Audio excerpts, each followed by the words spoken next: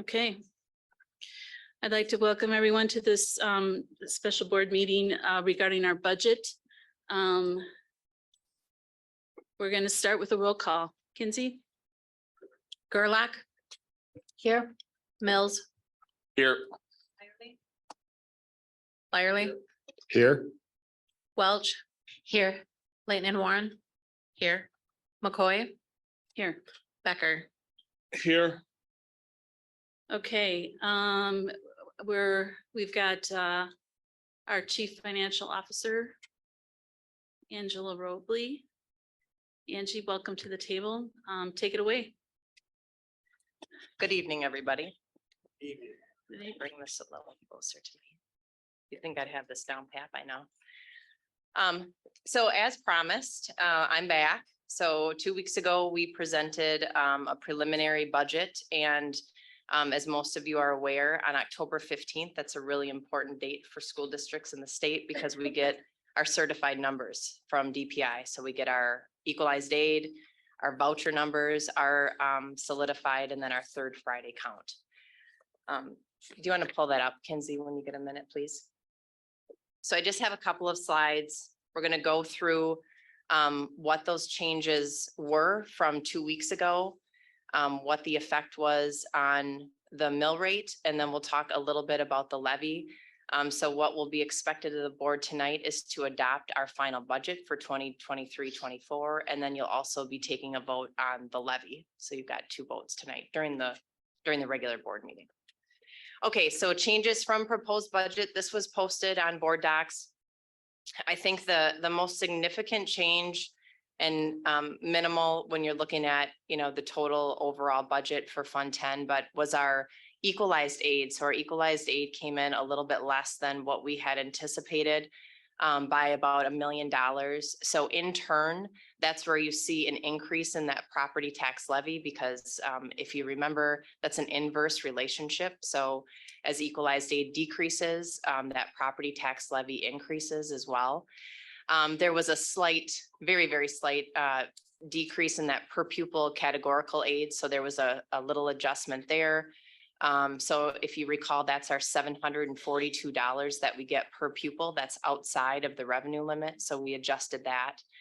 So when we focus in on that expenditure changes, so the private school vouchers, I'll talk a little bit about that in a second here, but we were very close in our estimate for on October 9th. So we had to increase that a little bit by $62,000. Those payments to independent charter schools.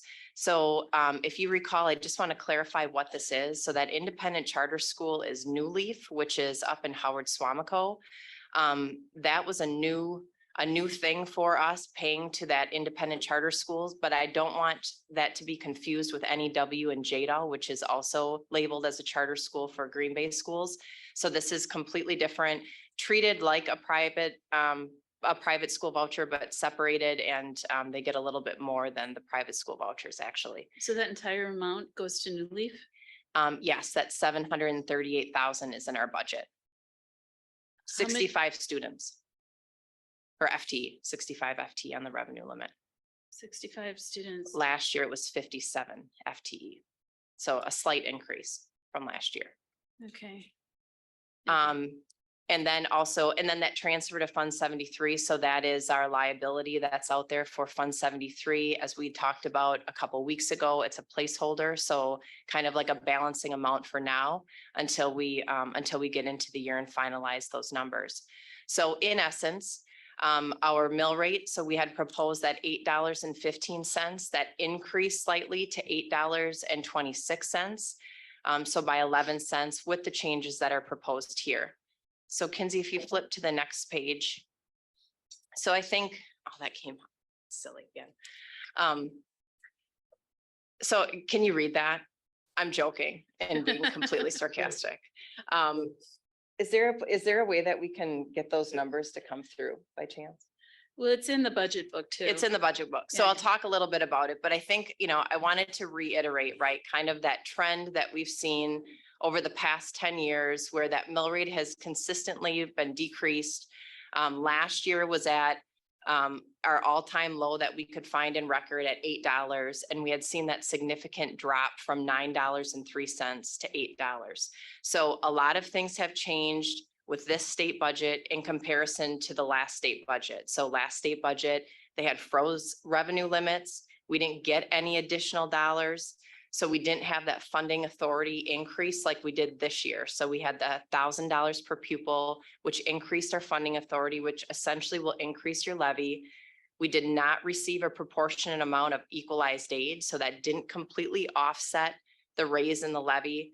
We lost our high poverty aid, which was about $1 million on the revenue limit worksheet. And then we also had a significant increase in vouchers. The voucher amount increased by 30% from the previous year.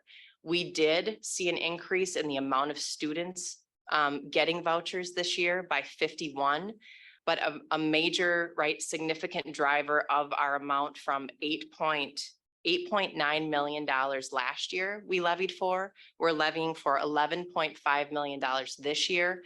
And a big driver is because those payments increase significantly for the amount that they're given for each voucher, if that makes sense. So I think that this is a really good picture of where, of where the district has gone with the mill rate. And then of course, those are the factors that are affecting that $8.26. Okay. Brian. I just want to repeat something that you said. The significant part of that voucher part was because of the increase in the amount that the state approved, not necessarily a huge increase in students going, but in the budget that counts for, you said 30% more. 30% more that the vouchers are costing the district. That is correct. And essentially that voucher amount is coming out of our aid amount, right? So it's a decrease in our equalized aid, which offsets property tax relief, right? And then it gets put on as a separate line item and we levy for that amount. So you're correct. Okay. Did you have anything else? Okay. Questions? Anybody? I would just want to invite anybody who's watching to read the budget book that is attached to our agenda. That will be on our website too, I'm assuming at some point. It is. It is chock full of interesting and very, very pertinent information as to how our district is funded, what we spend money on. Something like 80% of our budget is salaries and benefits and contracted services. I jotted down a few things. Like next year, we're spending $6 million on textbooks. That's showing up in our classrooms. The increase in utilities, the cost of utilities is just, gas is almost doubled. And we have a lot of schools.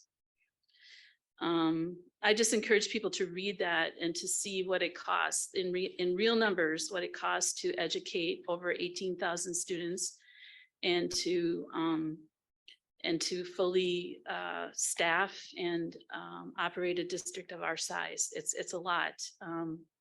And this budget book is just really excellent. It's full of good information. I found it very digestible and very easy to understand. Understand a very complex issue. So anyway, Brian. And you had mentioned, the increase in cost of energy. We have an energy plan that's been utilized as far as making sure our schools are as energy efficient as possible. So it's not as if we're, throwing windows open in 30-degree days or anything with that. We've looked at those items as well.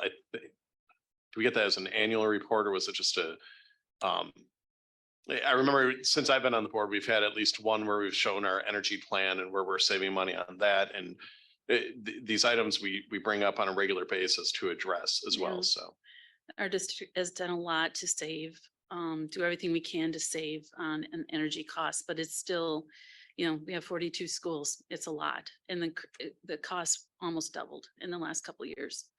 So,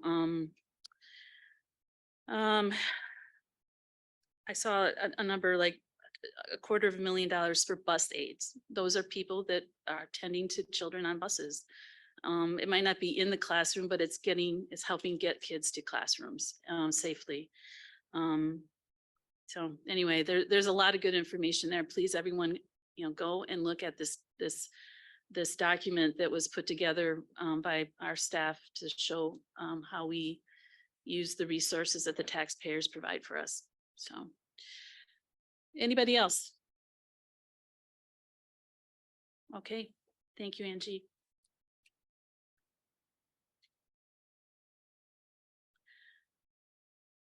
Okay, now is the time that the public can speak to the budget.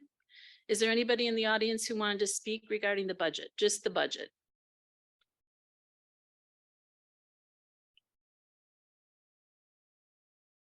Okay, then that completes this special meeting regarding the budget, and so I will entertain a motion to adjourn. So moved. Second. All in favor? Aye. Aye. Opposed? Okay, we're adjourned and we're gonna go immediately into, 6 o'clock. oh, sorry. We will re-adjourn. We will reconvene at 6 o'clock for our board meeting.